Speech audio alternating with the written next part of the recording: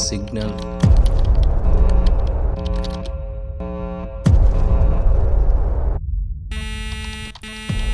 No signal.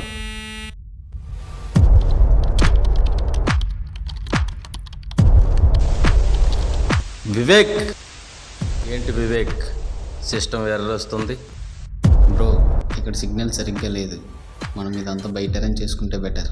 So అక్కడ మనం work చేసుకోవచ్చు. ఓకే.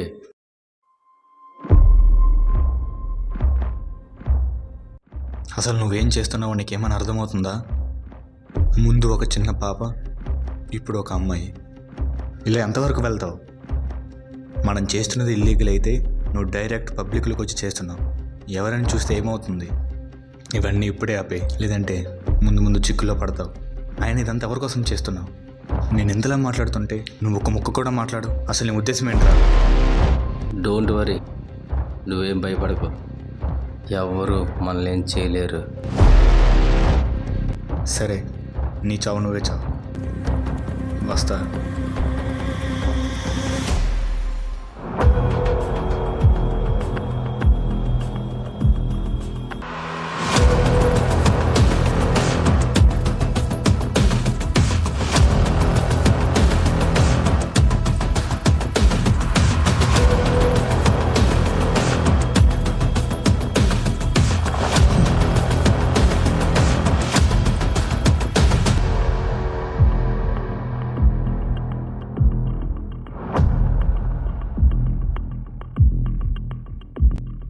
రే మామా, ఈరోజు నుంచి నా ఫోన్ స్విచ్ ఆఫ్ చేస్తున్నాను. అదే ఈ మధ్య వైరల్ అవుతుంది కదరా వాయిస్ మెసేజ్. ఆ మెసేజ్ నాకు వస్తే ఆ ప్రాబ్లం ఎలా ఫేస్ చేయాలో తెలియకే ఫోన్ వాడకూడదు అనుకుంటున్నాను. అమ్మ ఫోన్ కూడా ఆపేద్దాం అనుకుంటున్నాను రా. కాబట్టి నువ్వు కూడా కొద్దిగా జాగ్రత్తగా ఉండరా.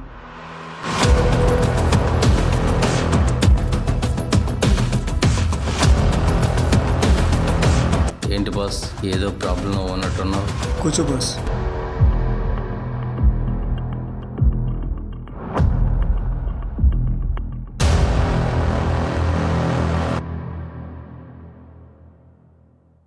ఇప్పుడు చెప్పు బాస్, నీ ప్రాబ్లం.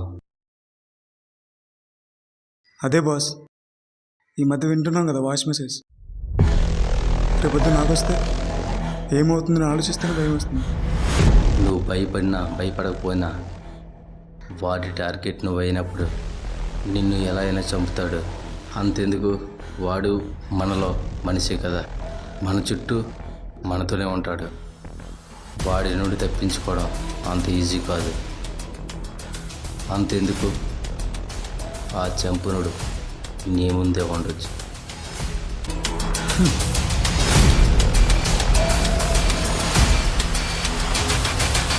నిన్ను పట్టుకునేవాడు కూడా నీ వెనకే ఉన్నాడని ఎప్పుడైనా గమనించావా?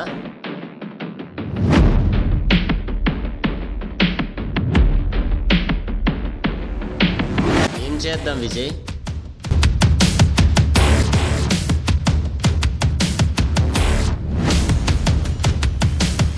సార్,